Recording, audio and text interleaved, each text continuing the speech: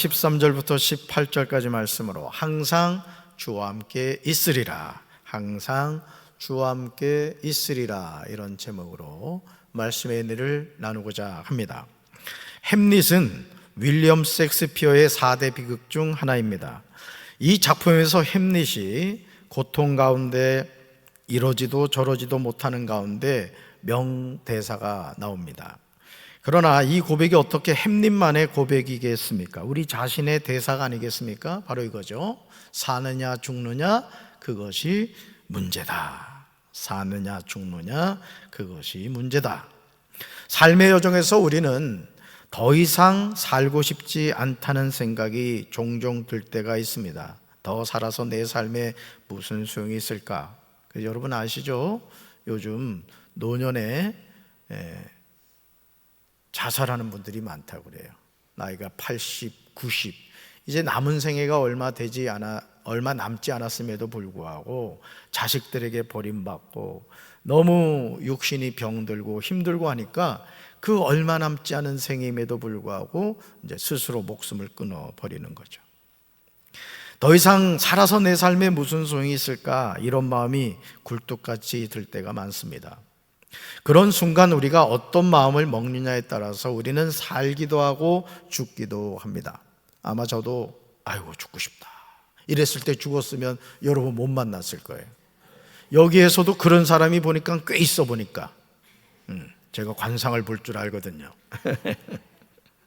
그렇다면 더 살고 싶지 않다고 죽으면 인생이 끝날까요? 성경은 우리에게 아니다 이렇게 분명히 말해요. 아니다. 만약 인생이 죽음으로 끝나는 것이라면 우리는 힘겨운 이 세상을 더 살 이유가 없습니다. 고통스러운 인생을 왜 더 삽니까? 그러나 그럼에도 우리는 살아야 합니다. 더 살아서 우리에게 삶의 희망이 있기 때문이 아닙니다. 조금만 더 참으시면 내일은 쨍 하고 해가 뜹니다. 이런 삶의 희망 때문에 더 사는 것이 아니라는 거예요. 하나님이 우리에게 주신 생명이 다하는 그 순간까지 우리는 살고 또 살아야 돼요. 왜냐하면 내 생명의 주인은 내가 아닌 하나님이시기 때문에 그렇습니다.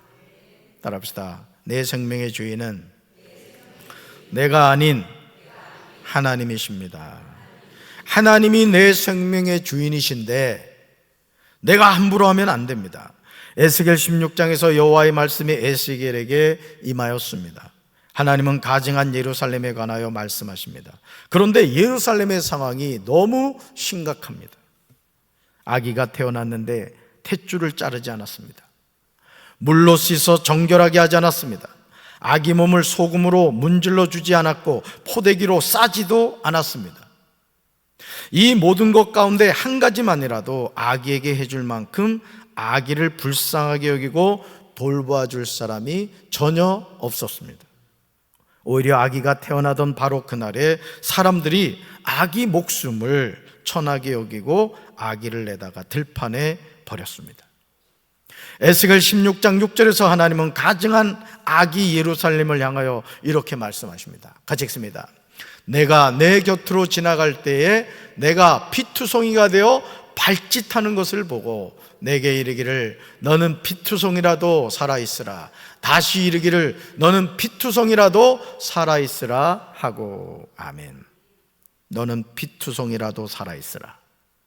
다시 이르기를 너는 피투성이라도 살아있으라는 아버지 하나님의 음성이 들리십니까? 이것이 아버지의 마음입니다.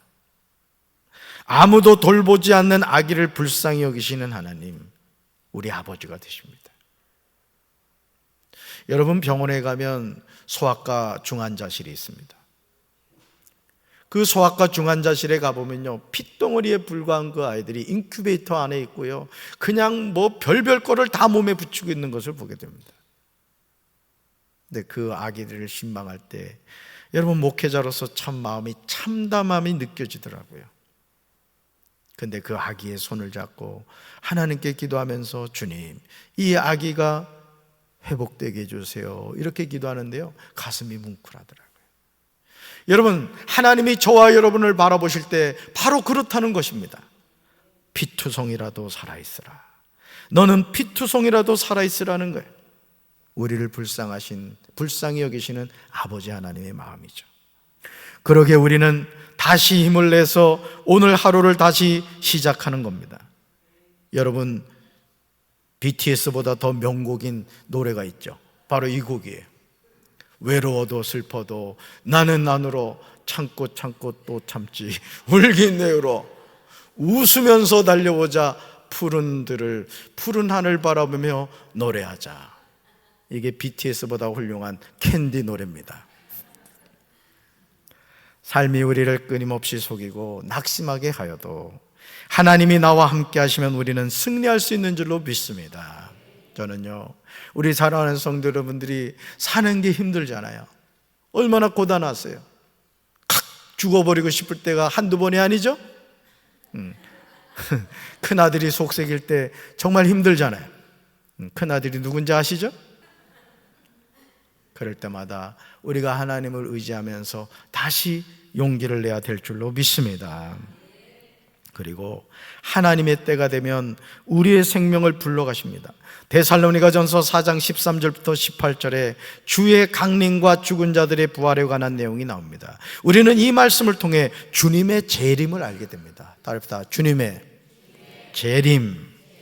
사도 바울은 13절에서 데살로니가 교회 성도를 향하여 이야기하고 있습니다. 같이 읽습니다.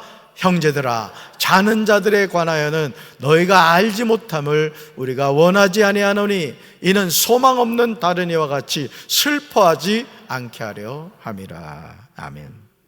바울은 자신의 서신 곳곳에서 사람의 죽음을 표현할 때 잔다 이렇게 표현합니다. 잔다. 여기서도 자는 자들이라고 쓰고 있습니다. 우리는 바울이 이렇게 말하는 이유를 알아야 됩니다. 3절에 관한 쉬운 성경 번역입니다. 같이 읽습니다. 형제 여러분, 나는 여러분이 죽은 자들에 관해서 아무것도 모르는 것을 원하지 않습니다. 그것은 여러분이 아무 소망 없는 사람들처럼 슬퍼하게 되는 것을 바라지 않기 때문입니다. 아멘. 바울은 지금 죽은 자들에 관하여 데살로니가 교회 성도들에게 알려주고 싶은 겁니다. 왜냐하면 사랑하는 사람들이 죽었을 때 적지 않은 사람들이 아무 소망 없는 사람처럼 슬퍼하는 것을 보았기 때문입니다. 오늘 믿는다고 하는 성도들 가운데 사랑하는 가족이 죽었을 때 소망의 줄을 놓는 것을 보게 돼요. 그럴 때요, 목사로서 그 심정을 왜 모르겠어요. 저도 아버지가 66세에 돌아가셨을 때요, 그냥 눈물이 나는 거예요. 그냥 눈물이 나는 거예요. 마치 수도꼭지 틀어놓은 것처럼 그냥 눈물이 나는 거예요. 근데 그때 저에게 위로가 됐던 건 딱 한 가지입니다. 천국에서 다시 만날 수 있는 약속이 있다는 거예요. 할렐루야. 여러분, 정신줄 놓으면 안 돼요. 예수 믿는 사람은요, 사랑하는 사람이 내 곁을 떠났을 때도 부활의 소망을 가지셔야 됩니다.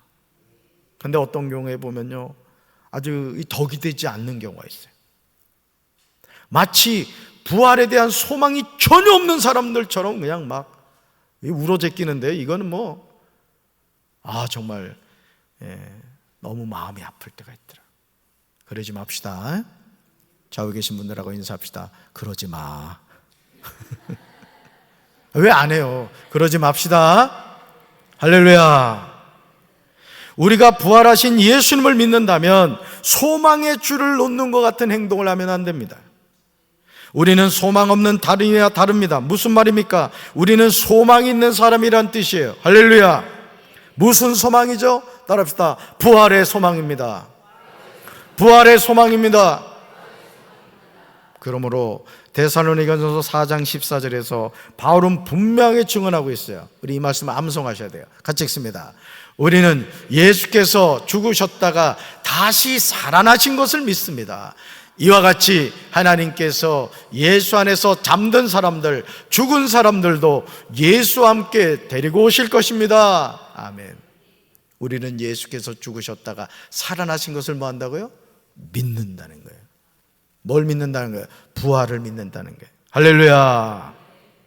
사랑하는 성도 여러분, 우리가 믿는 예수님은 첫째, 십자가에서 나 같은 죄인을 위하여 못 박혀 죽으신 예수님입니다. 둘째, 장사한 지 사흘 만에 다시 살아나신 예수님입니다. 다시 말해서 우리는 십자가에 죽으신 예수님, 사망 권세를 깨뜨려 주고 부활하신 예수님을 믿습니다. 이 믿음이 없으면 큰일 나는 거예요. 그래서 여러분, 예수 믿으면서 여러분이 꼭 가져야 될 것이 뭐냐? 죄 사함의 은혜를 깨닫는 거예요. 갈보리 십자가에서 예수님이 나의 과거, 현재, 미래의 모든 죄를 완전히 도말해 주셨다, 해결해 주셨다, 이걸 믿어야 됩니다. 둘째, 예수님이 잠자는 자들의 첫 열매가 되셨기에 내가 그 예수님을 믿으면 나도 다시 부활한다. 할렐루야. 부활장이라고 하는 고린도전서 15장 20절에서 바울은 분명하게 증언하죠. 같이 읽습니다. 그러나 이제 그리스도께서 죽은 자 가운데서 다시 살아나사 잠자는 자들의 첫 열매가 되셨도다. 아멘.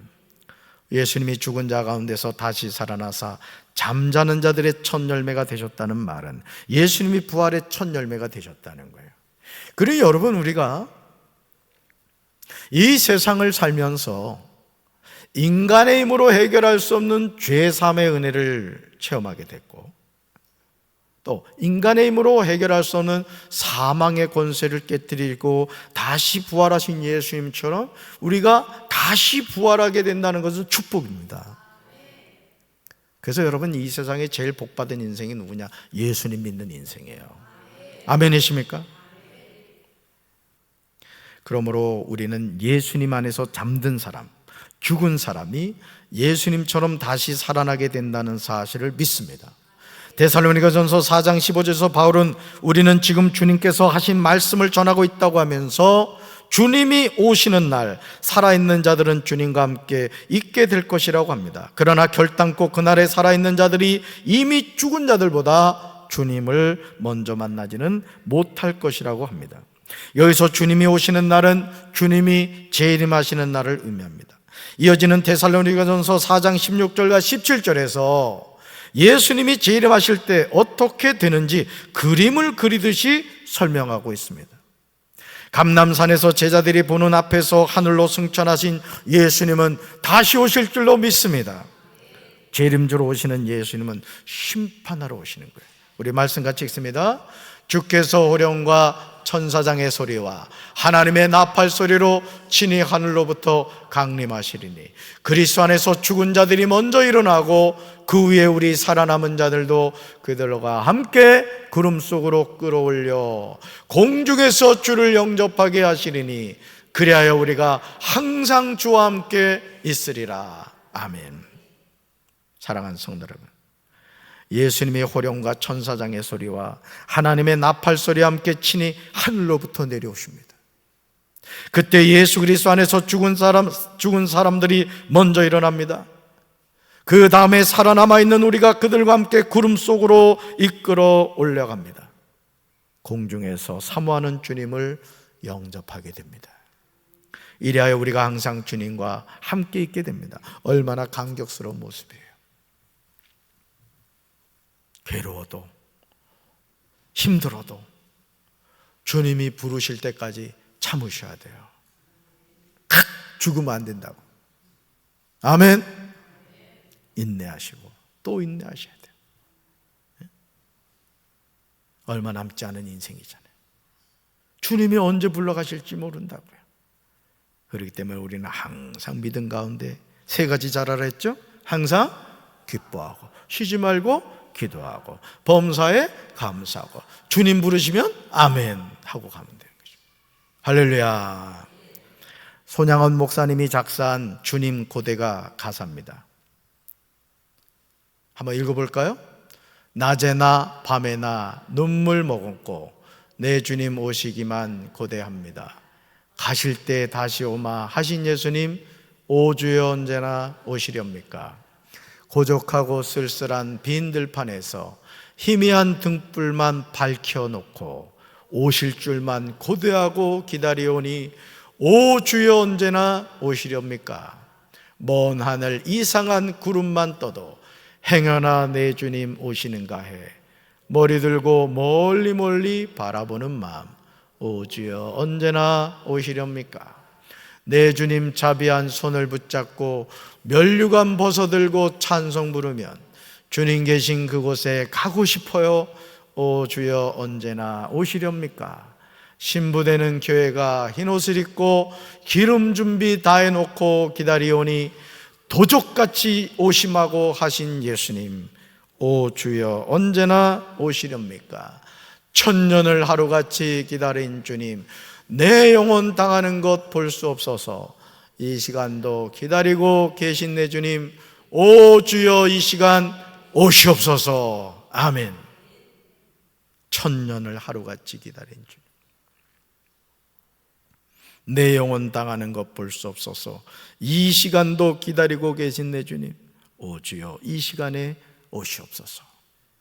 이 세상 많은 사람이 있지만 나를 돌봐주고 나를 불쌍히 여기는 사람이 누가 있습니까? 사람은 모두 이기적입니다. 마치 나란 존재가 들에 버려진 것처럼 그런 삶을 살아갈 때가 얼마나 많아요. 남편과 같이 살아도, 올망졸망한 자식들과 함께 살아도 어느 순간 나는 혼자구나, 그런 생각 들 때가 얼마나 많아요. 근데 여러분은 혼자가 아니에요. 임마누엘의 주님이 여러분과 함께 하실 줄로 믿습니다. 남편 속삭임에 이렇게 생각했어요. 그래, 주님밖에 없어. 큰아들은 소망이 없구나. 자식들이 속삭일 때 속상해하지 마세요. 주님 계시면 충분하다, 이렇게 생각하세요. 그래서 제가 늘 말씀드리잖아. 돈 주려고 하지 말고, 아끼지 말고 맛있는 거 다 사서 드세요. 절대 자식들이 여러분 안 사줍니다. 왜 제가 그렇게 잘하느냐? 제가 둘째 아들이기 때문에 압니다.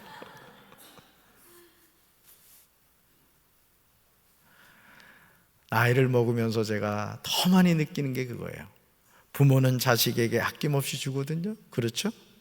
근데 자식은 그렇지 않아요.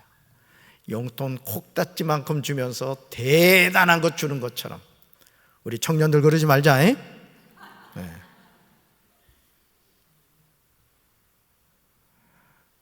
우리의 소망은 예수님이십니다. 제가 결혼해 살아보니까 아내도 마찬가지요. 나의 소망은 예수님. 이제 우리 집에서 오늘 이제 큰 소리 나게 생겼네.